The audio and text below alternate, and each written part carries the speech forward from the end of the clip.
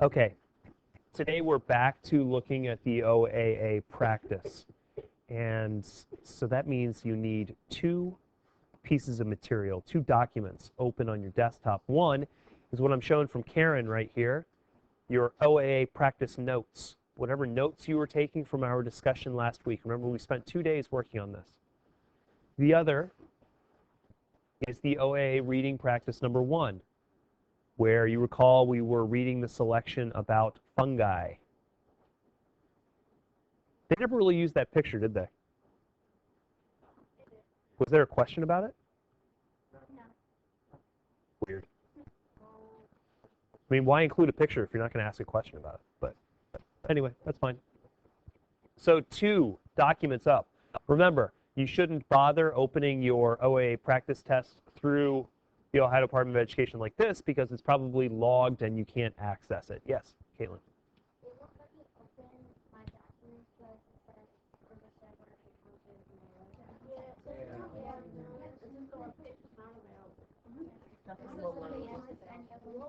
What, everybody?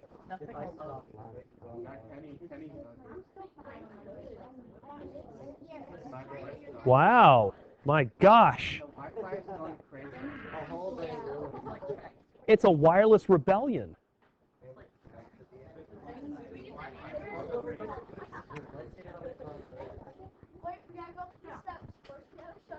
No.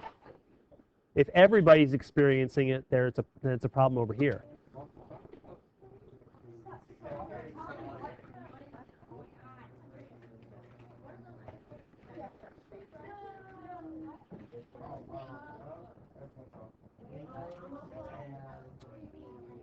Okay, stop talking and listen, please. Learn about troubleshooting technology problems. You will live in this world. And you can divide yourself into, well, maybe 3 types of people. 1, somebody who can take care of it on their own.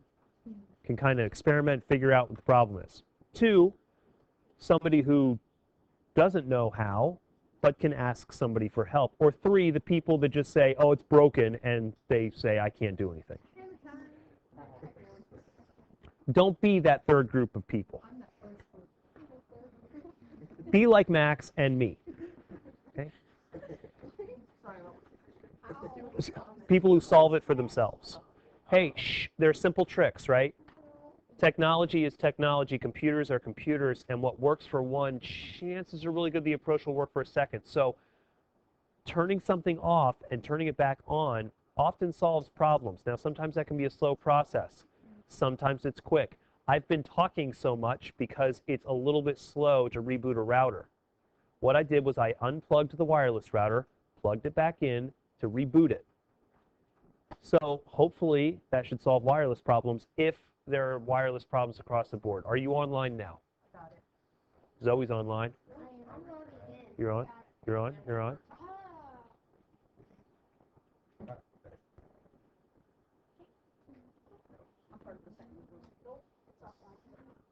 What, you're still offline?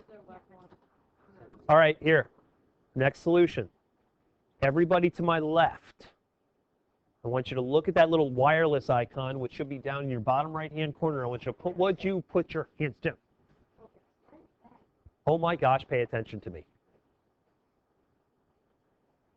Go down to that little wireless icon in the bottom left, or bottom right. Pull it up. If it says MC341, great. If not, switch it to MC341. Okay, so everybody over here on my left, MC341. Do you need a code? Yes. Let me in star 1776. Capital L. Capital L, E-T, M-E-I-N, star 1776. Everybody on my right, do the same thing, except I want you logging on to 34.2. You guys are on 34.2. If you're already on 34.2, yay, rah, don't do anything. If you're on 34.1, switch to 34.2. What I have just done is evenly divided the burden on those routers. Yeah, we have 2 to carry the overflow. Yep, there could be 2 routers and 2 different rooms, and it would all work. But then there wouldn't be as many troubles. You could like have it over there with, what's her name, lady? What's her name, lady? I like that. Like have the router like on the garbage can, and then boom, it goes in between 2 of them. I don't know, man. Just go talk to Mr. Limes. You could make some suggestions. Okay. At this point, raise your hand if you are unable to access your Google Drive. Hey, kids, rock and roll. Let's go.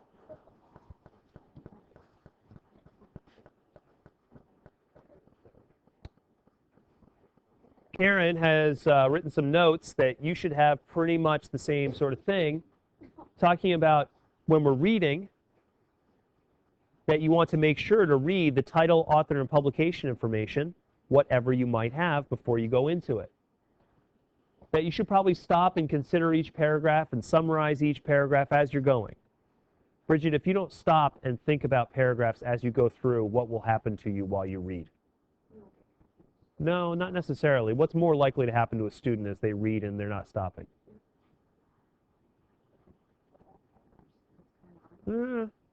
Both of your answers assume that they're paying attention. Anthony? Because you'll just drift, right? You'll drift and you'll lose focus and you'll stop paying attention. I believe that each and every one of you, if you stay focused and pay attention, can understand every one of these selections with no problem. Little questions here and there? Sure. But overall understanding? Easy. So do this to help yourself stay focused. After reading, ask yourself about the purpose of the article, and don't forget to read the entire selection before answering questions. Now, this, and Karen, you might want to add to this, or no, I'm sorry, this is good. This is reading informational texts. That means reading nonfiction. Today, we'll be working on reading what they call literary texts. So, Karen, if you want to start a new heading, it's reading, oh, excellent, reading literary texts. Good. Karen, you can make your life really easy by just copying and pasting this, and I'll tell you how to change it. So copy and paste that down there.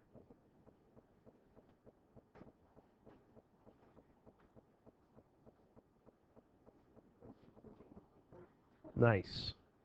Read title, author, and publication. Will that change?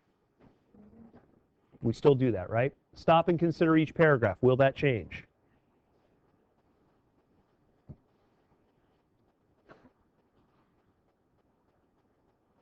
Are you going to stop and consider each paragraph?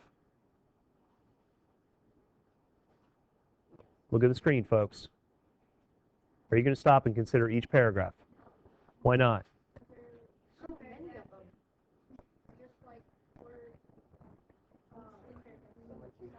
They're super short. Look at how many there are. 23. You're going to stop 23 times? No. No. So, with informational text, the paragraph tends to be larger. So it's good to stop after each one. And we saw that with the fungi article. On these, stop and consider as needed. Let's just put it that way. As needed.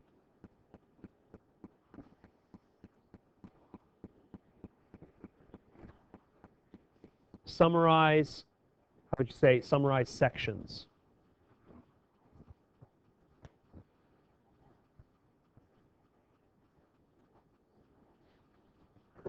Sections. After reading, summarize the entire story in 1 to 2 sentences.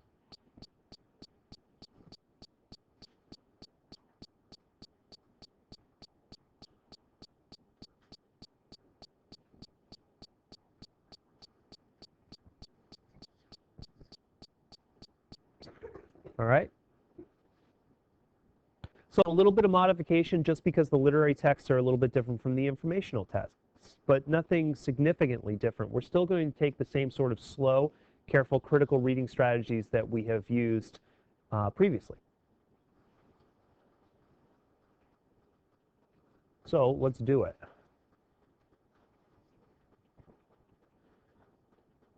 Davis, what's your first step in reading? Come on, it's in your notes. What'd you say? Excellent. So I did copy everything exactly as it appeared here in this selection, and we don't have any. There's no title, author, or any publication information at the top or at the bottom, which must mean they don't intend you to have it. Good enough. Let's start reading then. Who would like to start with the reading? Bridget, I want you to read, and I want you to read until you think you should stop. So like I said, we're going to stop and sort of reflect and summarize at times. So keep reading until you think you've got enough that you want to stop. What are you doing, Trino? Wait, go to bed. His mother's tired voice came from behind him. History book opened in front of him. Trino sat at the kitchen table trying to come up with 3 more questions about Jose Antonio Navarro. It had taken him a long time to write each question. He searched through his book, trying to find more information about the man, but gave up. He guessed that's why Coach was letting them use the books in the library. I'm trying to write down 10 questions about this man. It's for a school project. I just can't think of anything else. He looked over his shoulder. Can you help me, Mom?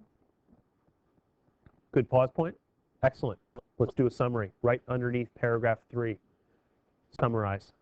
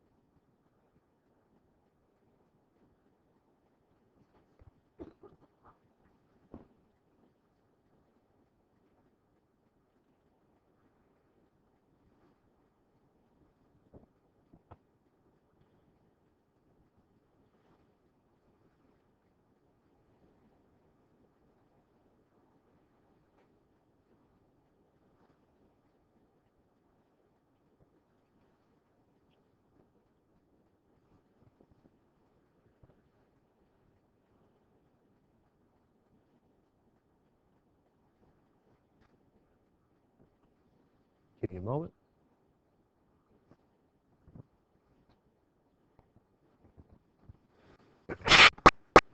Oh, excuse me. Thank you.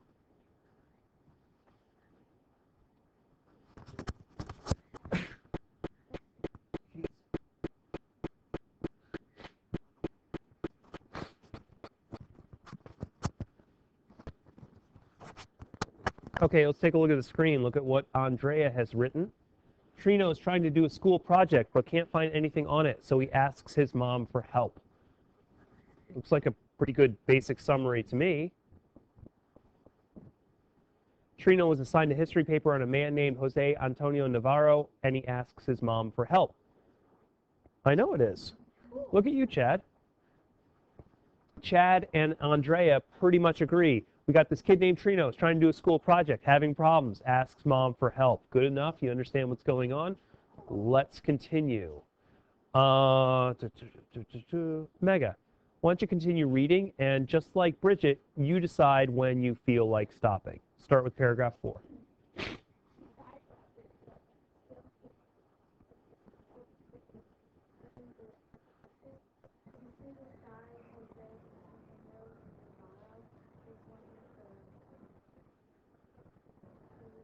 Tejanos.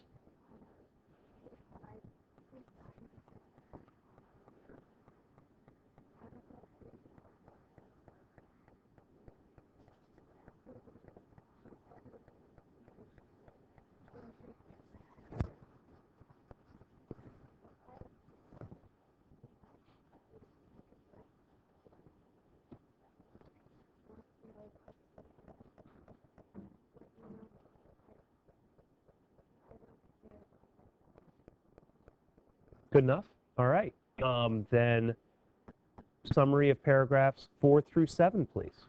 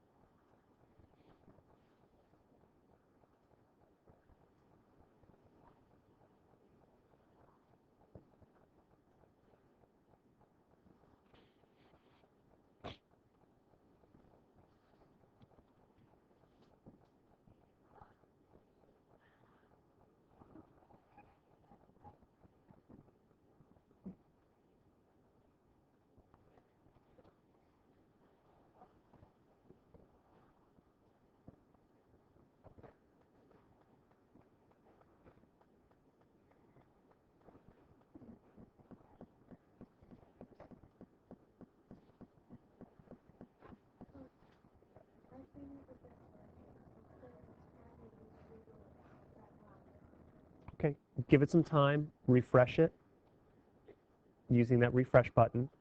If it continues to have problems, Mega, then you can try closing it down and powering it back up. Um, or you can switch to the different router. So if you were on 34.2, I believe, you can go to 34.1 and see if that works for you. So try those steps. All right, so let's take a look here. I believe, Jake, we have you up on the screen. Trino's mom asks him to talk to his teacher about the project, but comes to help anyway. I think that seems pretty reasonable. Trino informs his mom about what he is doing. She sits down with him. He tells her that he really doesn't care about it. I think that Maxwell has an important piece of information that Jake doesn't, and Jake has an important piece of information that Maxwell doesn't. So let's take a look. Maxwell tells me about how Trino doesn't really care about his project. Some important character information. Jake tells me that Trino's mom tries to push him off to the teacher. So what do Jake, or not Jake, what do Trino and his mother have in common right now? Neither wants to do the project. Very good. All right, let's continue then. We're in paragraph 8. And let's see.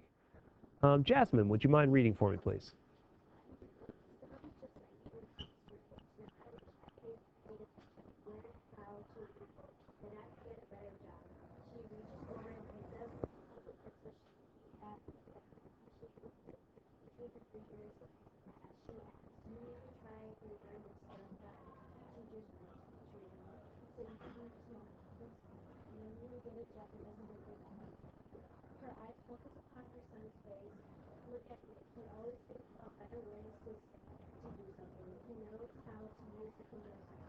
Cabeza?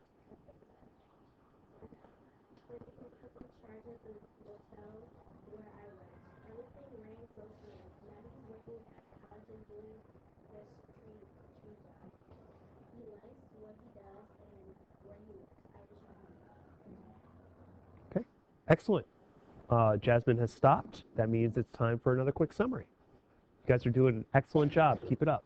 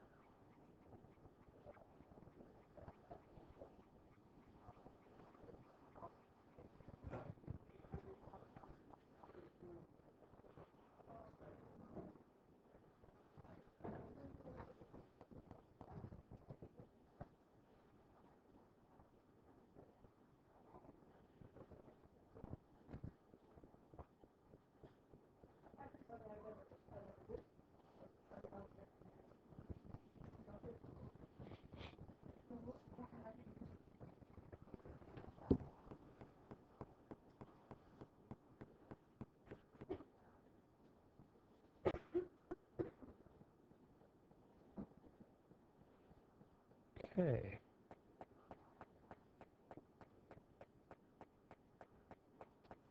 See how we're doing here. Anthony, I believe this is yours. Trino's mother tells Trino to stay in school for the well-being of his future, and then she describes Nick as having a good job and being smart, obviously pushing him to become more like Nick. Okay, good. Who do we assume Nick is? Yeah, it seems like might be an older brother. Trino's mother explains the importance of doing good in school so you can get a good job in the future. And that's Kenny's, and that seems to work just fine too. Obviously, both of them have captured that mom has revealed something about herself. She's not very educated, so she values education even though she doesn't know it herself.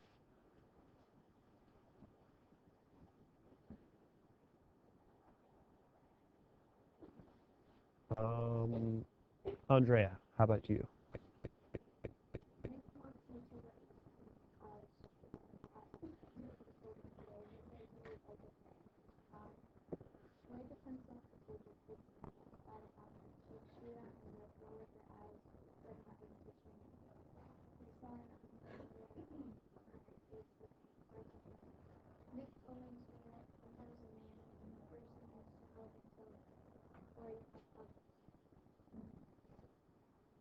How about just keep going on a little bit?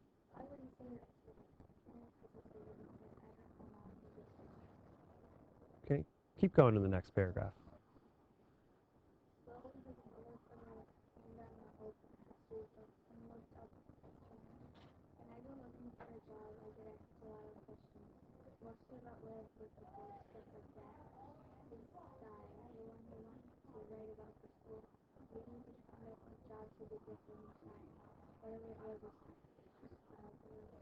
Okay, let's stop there right after 15. It's becoming a little bit more complicated. Let's see what you do with the summary here.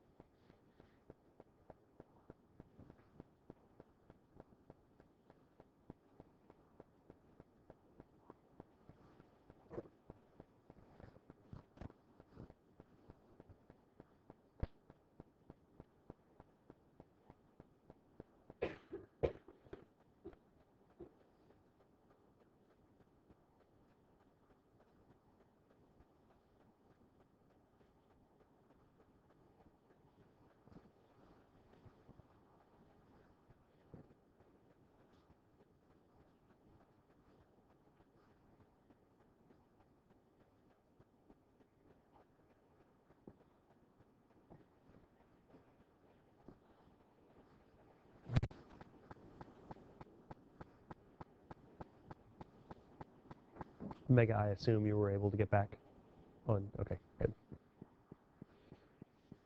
Okay, let's take a look. I think we've got Jarrett's up there. They talk about how Nick is doing better, and then he gives some questions to Trino to help him on what he is doing. One little mistake I think you made, Jarrett. I think that should be she, right? Yep, because mom's helping with the questions. But yep, they discuss Nick a little bit more, and then she actually helps him with some questions. See what Sophie's saying? Trino's mom helps by mentioning that he could find out what jobs Jose Antonio Navarro had before he signed the Texas Declaration of Independence. Definitely. There's something going on here about the discussion with Nick. something that's not totally understood about a person having to help themselves before they can help others. So I'm not surprised that neither Jarrett nor Sophie really summarized that because it's not totally clear. Let's wait for it to play out and see how we understand it when we are finished with this. We're on paragraph 16. Brandon, would you mind reading from 16 for me, please?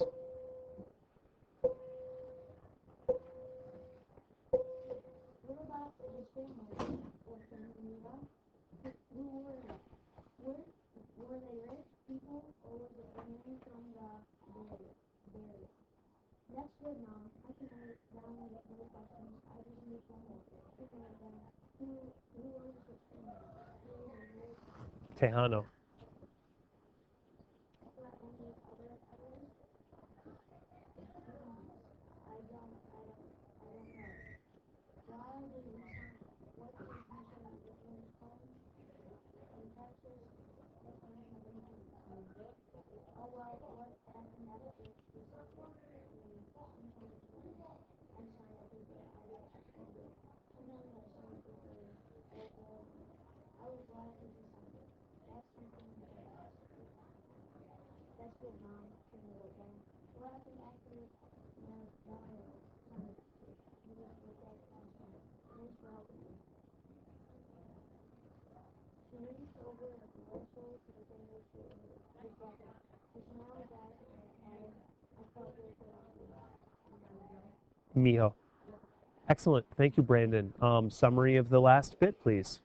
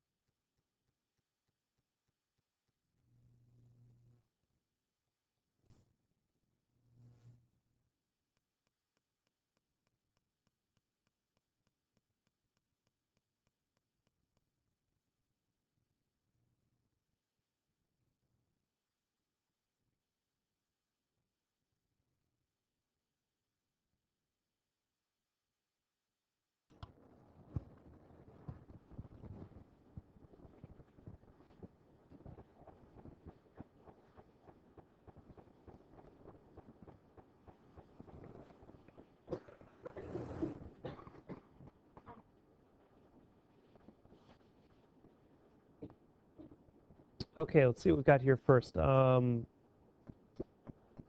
can't remember who I picked up. Whose is this? Luke, is this yours? Oh, Ian's. Okay, sorry. Trino's mother gives Trino more questions for his paper for him to write down. Good. Are they good questions? Ian? Yes. So, good questions. This is Luke's. Trino's mom helps him with more questions like ones about his family, why he signed the paper for independence, and what happened after. Ian and Luke agree on the basic topic of these last paragraphs. Can somebody give me some other important detail? Jasmine.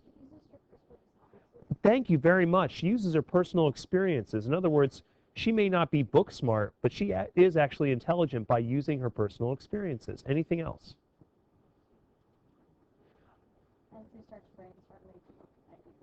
And how do they feel about it? Yeah, they feel good about this. So they like working together. The story ends well.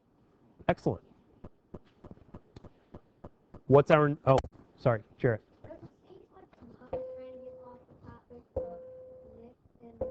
Yes. I would say she's trying to avoid talking about Nick and that job. Yes. I agree with you on that. Huh? No, I think that Nick may just be pushing her to do something she's uncomfortable with doing. Do you think Mom feels very confident in herself? No. I think maybe Nick believes that she is more capable than she believes she is, so she's avoiding the topic. That's how I read it. What do we do next? We've read, we've stopped, we've summarized. We've read the entire selection. What was the next step? Jake.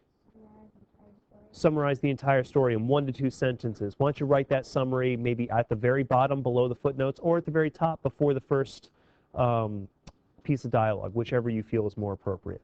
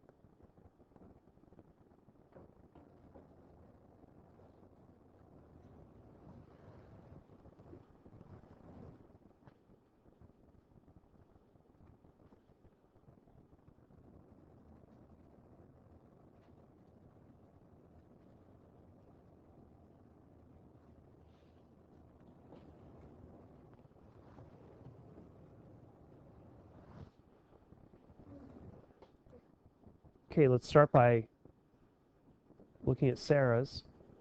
Trino's mom is asked for help on a project about a guy who signed the Declaration of Independence, and they try to find out what questions Trino would ask and like to learn about him. Definitely seems like a main point of the story. I think this is Jack's. The story is about a boy who's frustrated with his homework and asks his mom, asks for help. His mom then talks about how he needs to be book smart, and they try to figure out how to finish it. Excellent. I think that both Jack and Sarah have done a very good job of setting up what the story's about and the main action of the plot, but neither of them so far has talked about how this ends. Remember, the summary should also address how this ends. So can somebody tell me how they would summarize the end? Andrea, did you include it in there? Yeah. In yours? Okay, so let me see if I can find yours. There you are. Keep hitting this mushroom picture. Are you at the top or the bottom? Trina has trouble with the school project, so he asks his mom for help, but she doesn't know anything about it because she didn't have a very good education. Then they both come up with good ideas for the project. Good. Ideas about education, ideas about the two of them working together, about the difference between Trino and his mom, but importantly, they succeed and they're happy about it. We're on to questions, which means that you should take a look at your OAA practice notes and remind yourself about the advice you take before answering questions. Eliminate obvious incorrect answers. Reread the text as necessary. Find key words in the text with the question. So let's practice those 3 pieces of advice as we answer. In the passage, Trino's mother recalls her days as a student. What does her recollection lead her to do? She studies Trino's textbook in order to learn about Jose Antonio Navarro. She gives Trino advice about the importance of learning in school.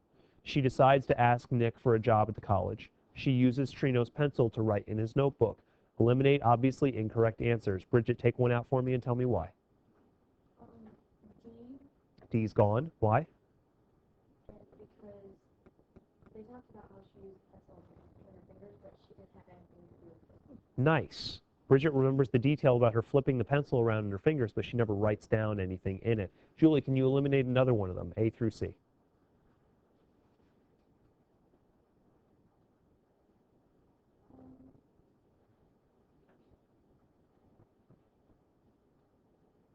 Sorry, is that tough to read? Okay.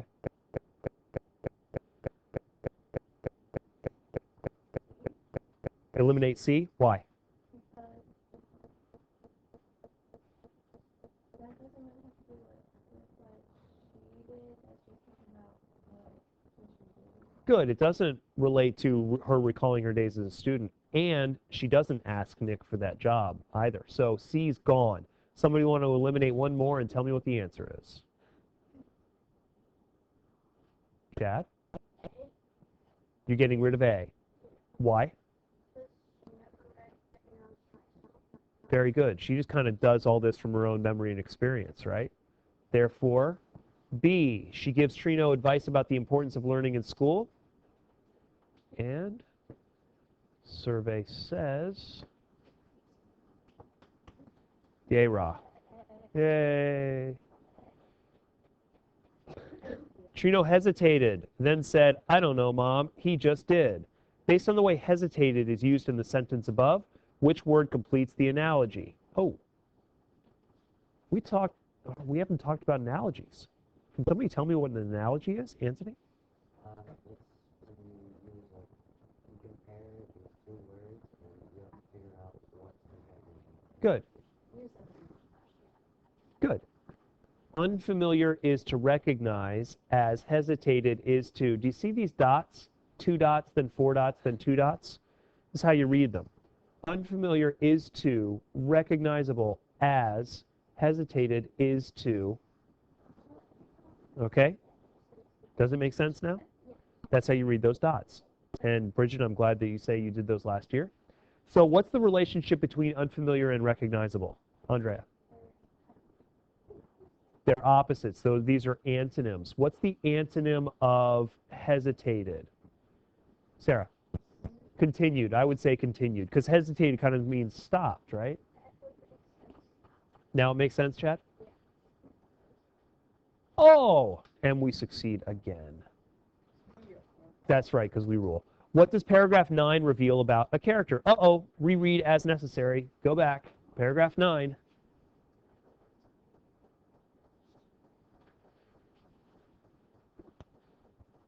Her eyes focused upon her son's face. Look at Nick. He's always thinking of better ways to do something. He knows how to use his cabeza. When he was in charge at the motel where I worked, everything ran so smooth.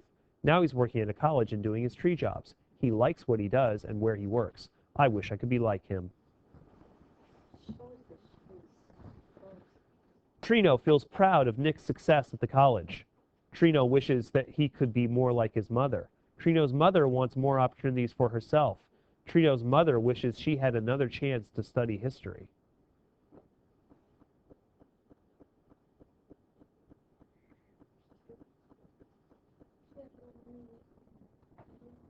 Why would I eliminate B?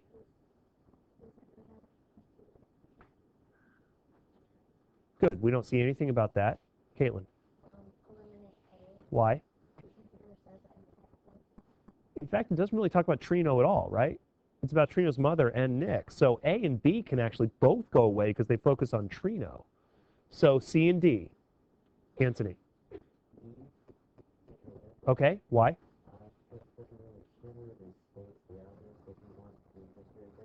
Doesn't mention anything about history. In fact, that word's absent totally. So we're going for C. And before we enter that, let's see. I wish I could be like him. There's my evidence showing that she wants more opportunities for herself. Yay, success. One more? Well, skip that one. Oh, yay, love this. In paragraph 6, the word impatient is formed by adding the prefix "im," which means not, to the word patient, which meaning from the root word chart above is the same as the meaning of patient. Okay. Ian, you want to give it a shot? To endure. I would agree with you because patient means what? Yeah, to endure something, right? To sit quietly through something while it happens. Was that really hard? No, sitting through something. Oh, being patient is really hard, No, especially if it's horrible, it's really hard. which is why it's easy to sit through this class, right? Kevin, you're listening to Justin Bieber. That was crazy. All right, we're correct on that. And unfortunately, we don't have the time to complete this, but we'll complete it tomorrow in class. So I want to finish it and work on some of the written portions. And that may push our quiz back, but it's not pushing it back to Wednesday. It's just going to push it back later into tomorrow's class period. Any last questions? All right.